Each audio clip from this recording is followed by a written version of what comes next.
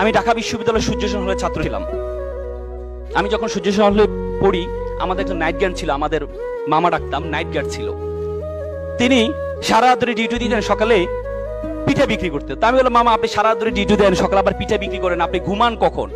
সে করবে, মামা একটু একটু দোয়া করবেন, আমার ছেলে এসএসসিতে এ প্লাস পেয়েছে, এসএসসিতে পরীক্ষা দিচ্ছে, যদি এ প্লাস পায় তাহলে আমি তাকে ঢাকা মেডিকেলে ভর্তি করাবো, আর মেডিকেলে ভর্তি হওয়ার পর আমি এর চাকরি ছেড়ে দিব, রাতে ঘুমাইতে পারেন, এই চাকরি আমি করবো না।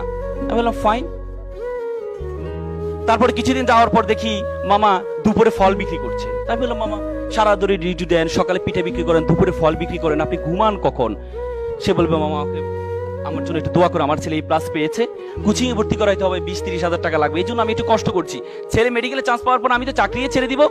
তা আমি বললাম যে, মামা ধর্মকর্ম শিখান্ত ছেলেকে। বলতে, ছেলে তো আসলে ফিজিক্স কেমিস্ট্রি পড়তে সময় পায় না, আমার ছেলে ভালো ছেলে, আমার ছেলে আবার কোনো সমস্যা নেই, ও আবার ওইসব ঝামেলাতে নেই। মা বাবা তো সবসময় সন্তান তার কাছে ভালোই থাকে। কিছুদিন যাওয়ার পরে আমি তাকে কোচিং এ ভর্তি করার ব্যবস্থা করে দিয়ে ছাড়ের ব্যবস্থা করে দিয়েছি। কিছুদিন হটফুট করে দেখে আমার রুমে মিষ্টি নিয়ে আসলো, মামা আমার ছেলে ঢাকা মেডিকেলে চান্স পেয়েছে। কি উত্তাল, কি আনন্দ! আমার লাইফে সন্তানের খুশিতে এত আনন্দ পিতামাতা হতে পারে আমি কখনো দেখিনি। মনে হচ্ছে যেন সে মেডিকেলে চান্স পেয়েছে। একদিন কিছুদিন যাওয়ার পর মামা দেখি মন খারাপ করে বসে আছে। আমি বললাম, মামা আপনার মন খারাপ কেন? আপনার ছেলে ঢাকা মেডিকেল পড়ে, আপনার জীবন আর ঠেকায় কি, আপনি মন খারাপ কেন? বলছে, বাবা আমাকে ক্ষমা করবেন। কি হয়েছে মামা?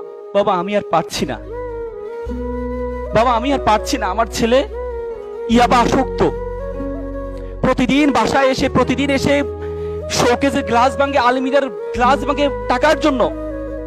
বাবা আমি বিশ্বাস করেছিলাম আমি যখন অসুস্থ হব আমার ডাক্তার ছেলে আমাকে সুস্থ করবে, আজকে আমি সুস্থ মানুষকে আমার ছেলে অসুস্থ বানিয়ে দিচ্ছে।